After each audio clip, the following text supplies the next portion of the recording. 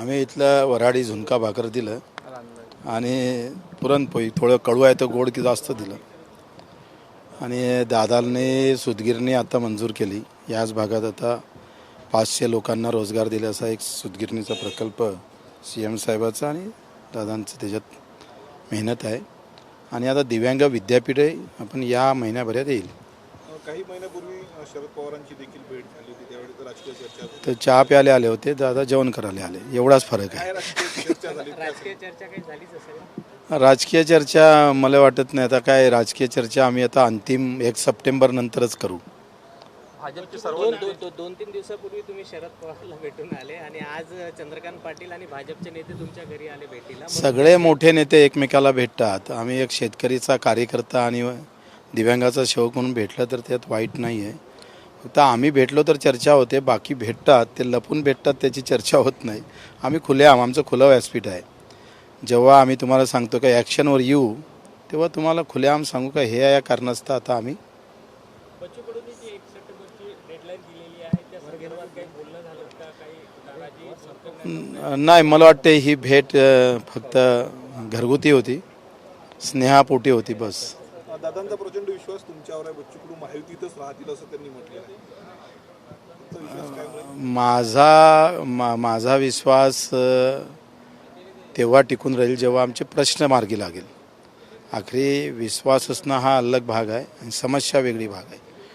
तर त्याचं जुळाजुळ झालं तर विश्वास वाढेल, नाही तर तो कमी होईल.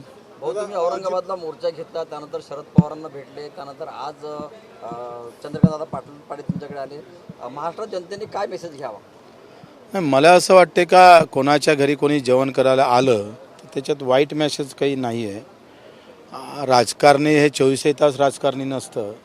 या निमित्तानं कार्यकर्त्याला एवढंच सांगेल का जसे नेते मंडळी वागतात अतिशय स्मूथली तसेच कार्यकर्त्यांना वागावं.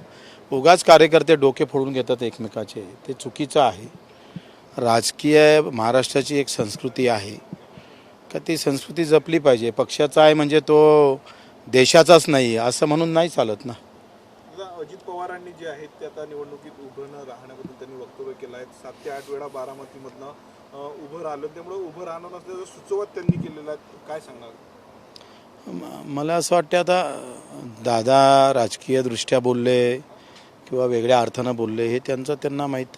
कसं आहे, बऱ्याच गोष्टी आपण जे मीडियामध्ये बोलतो किंवा सार्वत्रिक करतो त्या काही वेगळ्या खाली त्याचा एक वेगळा संदेश द्यायचा विचार असेल किंवा पुन्हा मतदारसंघामध्ये एक दादानं उभंच राहावं अशा मतदारांकडून त्यांनाकडून अपेक्षा असेल, असंही असू शकतं. भावनिक साथ असू शकते, असू शकतं न असेल का. तर राजकारणाच्या मनातलं राजकारणी सोडा, तुमच्याही मनात काय चालू आहे कोण सांगते.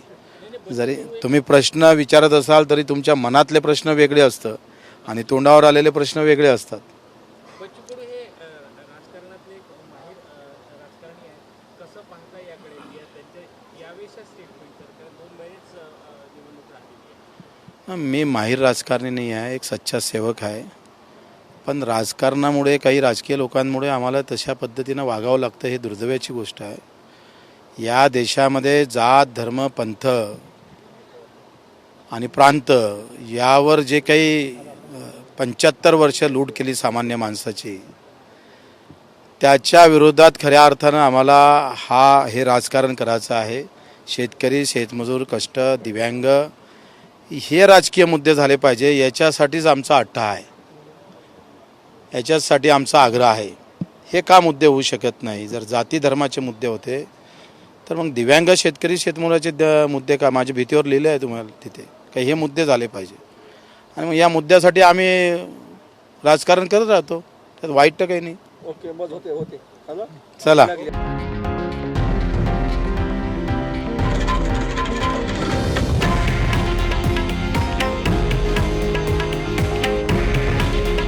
हे आहे देशातील नंबर 1 न्यूज नेटवर्क आणि आपण पाहत आहात TV9 मराठी. काळजी तुमची, हित महाराष्ट्राचं.